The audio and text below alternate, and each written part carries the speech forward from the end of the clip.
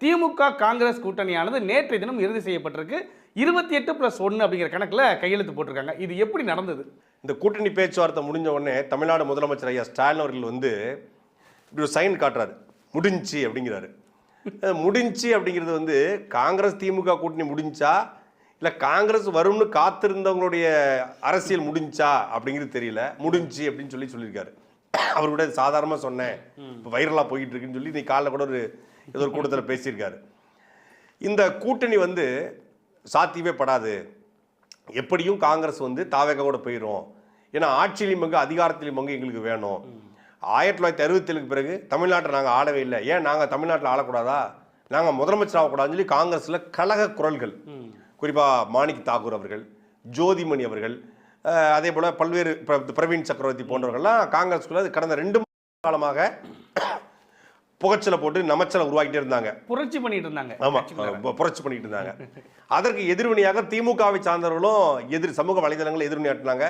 கூடுதலாக பராசக்தி படம் காங்கிரஸுடைய துரோகங்களை, இந்திரா காந்தியின் துரோகங்களை காட்டும்போது கொதிச்சு எழுந்தாங்க.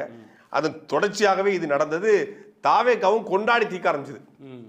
100 வருஷ கட்சி, பேராய கட்சி, இந்தியாவுக்கு சுதந்திர கட்சி, அவங்க வராங்களா, இவங்களும் வராங்க அப்படின்னு சொல்லி பேச்சுவார்த்தை நடத்துனாங்க. இப்போ காங்கிரஸ் வந்து இறுதியாக திமுக கூட்டணியிலேயே இருந்துச்சு.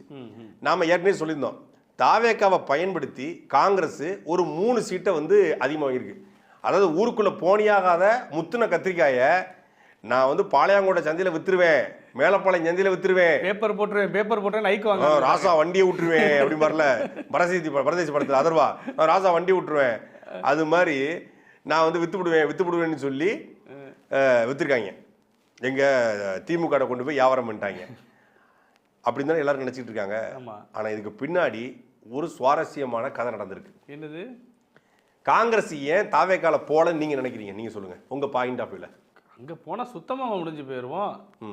ஒருத்த ஓட்டு கூட கிடைக்காது, கட்சிக்காரனே போட மாட்டான். அடுத்தது அங்கே புரட்சி நடந்துட்டு இருக்குது. சரி, 2வது கட்சி காணாமல் போயிடும். ஏன்னா அடிக்கிற அடியில் வலுவாக அடிப்பாங்க. ஏற்கனவே அங்கே டிவிக்கேவே அடிக்க உறுதி, நாம் தான் வச்சு புழக்க போகிறான். காங்கிரஸ் சேர்ந்து போனுச்சுன்னா மரண அடி நிச்சயம். அப்படிங்கிறனால இங்கிட்ட ஒரு சேஃபர் சைட்லேயே இருந்துக்குவோம், திமுக பின்னாடி ஒழிச்சுக்கலாம். இது ஒரு பக்கம், ஒரு வகையில் நியாயம்னு வச்சுக்குவோம். ஆனால் உண்மையான நடந்தது என்ன அப்படின்னா, திமுக காங்கிரஸ் சொன்னது 25 சீட்டு. 25 சீட்டுக்கே காங்கிரஸ் புறக்கணும், ஆள் தேடணும். இப்போ இந்த 28க்கு ஆள் தேடிடுவாங்க, நெருக்கி தேடிடுவாங்க, 29 தேடிடுவாங்க. திமுக காங்கிரஸ் எவ்வளோ கேட்டுச்சு? 35 கேட்குது. அப்போ 35க்கு ஆள் இருக்கு. தாவேகா காங்கிரஸ் எவ்வளோ தெரியுமா கொடுக்குன்னு சொல்லியிருக்கு?